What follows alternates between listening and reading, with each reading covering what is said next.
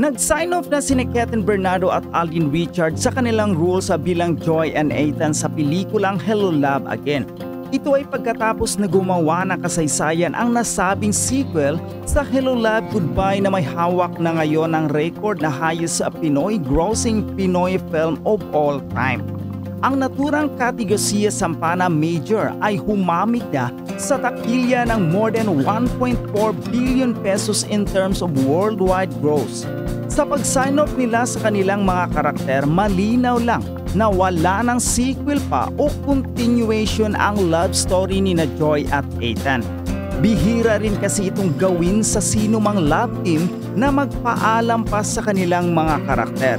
Malinaw rin na kung sakali mang magsama sila sa iisang proyekto in the future ay ibang kwento na ito at hindi na kasama sa Hello Love Universe.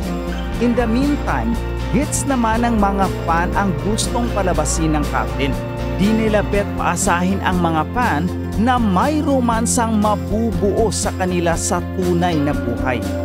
Kumbaga purely work lang talaga ang kanilang pagsasama and nothing more na achieve naman nila ng bonggang-bongga.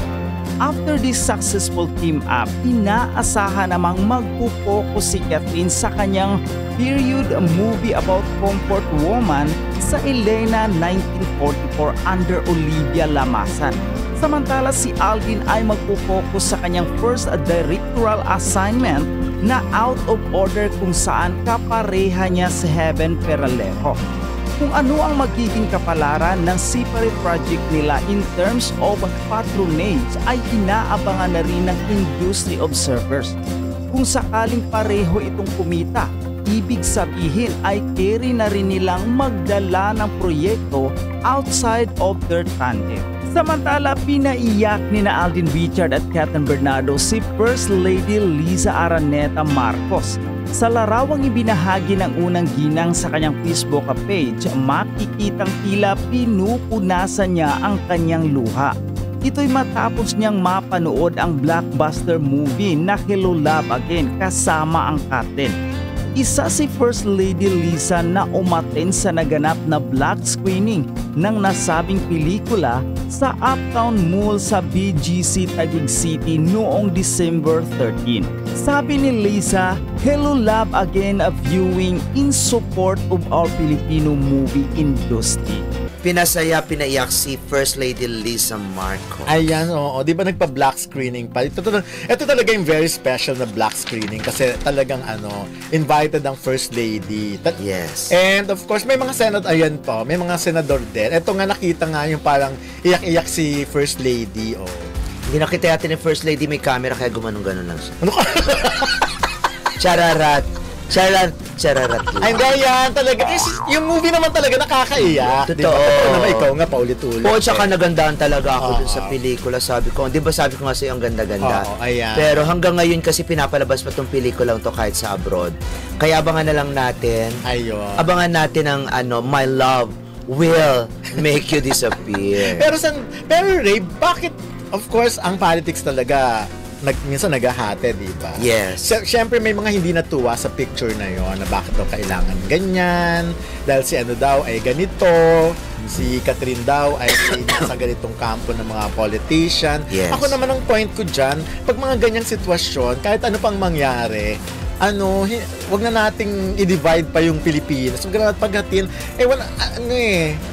Di ba matuto tayong rumespeto kung sino talaga yung mga nasa posisyon? Like, halimbawa, alangan namang isnabin nung Kathryn, yung First Lady, di ba? Hindi pwedeng mangyari yun. Unang-una, hindi naman ganun ang personality ng dalawa. Ang maganda lang dito kasi, nung na-post yan dun sa isang fan, wala namang bumakbak wala namang bumakbak kay Kathryn at saka kay Alden. Ang binabakbakan mismo lang yung si First Lady. Tapos pero after that, meron na rin mga bakbak. Wala akong nakita kasi. Ako nakita ko na sinasabi nga nila na kesyo si Kathryn daw ay kakamping. Bakit daw kailangan lumapit pa kailangan alam mo, feeling ko hindi mga cut and as usual. Ganun nga yun yung mga talagang gusto lang gumawa na eksena. Yung iba natuwa, wow, pati si First Lady, di ba, na na-touch dun sa pelikula. Yung mga tipong ganun. Kaya nga. Kaya, wala yung mismong direktang binabakbakan o nilalait-lait ang captain dahil dun sa presensya ni First Lady. Walang ganun eh. Walang ganun sa mga solids na nakita ko. Yung pumupuri, yun talaga yung solids. Pero siguro nga, hindi solid yung mga yun. Oo, tsaka ganun talaga. Ito siguro yung mga talagang galit lang. Kumbaga, ang tingin nila kalaban nila yung sa politika. Ito yung mga mahilig sa politics kasi dapat hindi na hinahaluan ng politics na yung ganyan. Eh. Ako nga nabasa kay Sharon Cuneta, of course, gusto niya nag-attend siya ng konsyerto sa Palasyo, diba? At bago yung nagsabi nga siya na na tigilan na muna yung politics kasi ganun na may nanalo na matagal na at irespeto nga ang mga yan Oo, tsaka hindi nga darating si Senator Kiko dahil na out of town daw. Pero syempre hindi naman naniniwala yung iba, di ba? May mga ganun. Syempre ganun talaga, respeto. Pero ito kasi si Sharon, papunta na tayo kay Sharon. Si Sharon kasi matagal niya ng kaibigan siya. Long lost friend niya kasi Bongbong, diba? Si President Bongbong Marcos. Yung mga tipong ganun. Merong mga pagkakataon talaga na minsan napapahiwalay kayo dahil sa mga rason. Mga valid reason naman. Pero pag yung time na maka-good vibes naman, di ba? Wag nang haluan ng politika. At the same time, maging masaya na lang. How can you question success ng Hello Love Again?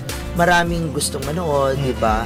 I'm sure yung mga nakikita, yung mga malakasang mga politician, mga public servant, nanood din niya ng pelikula. Oo naman. At manonood ng pelikula ng Kim Pao. Tsaka pag pag ang dapat ang away, pag election lang, after ng election, medyo tapos na, di ba? Kung pag may nanalo na, okay na. At tsaka yun nga, wag na nating although kasi ang mga artistan kasi nagpapa-involve sila sa politics, nagka-campaign din sila, nagsa-side sila. So, hindi may iwasan talaga na may minsan tinitira sila o binibira sila. Pero katulad ng sinabi mo, hindi yan mga solid Catherine or Katden fans. Yes, hindi mga solid talaga yan. Kasi for sure maiintindihan nila ang Katden yung sitwasyon. Oo, tsaka puro pang lang yan, pang entertainment purpose lang yan. Hindi naman for politics or something. Wala naman tumatakbo dyan, wala naman. Di ba?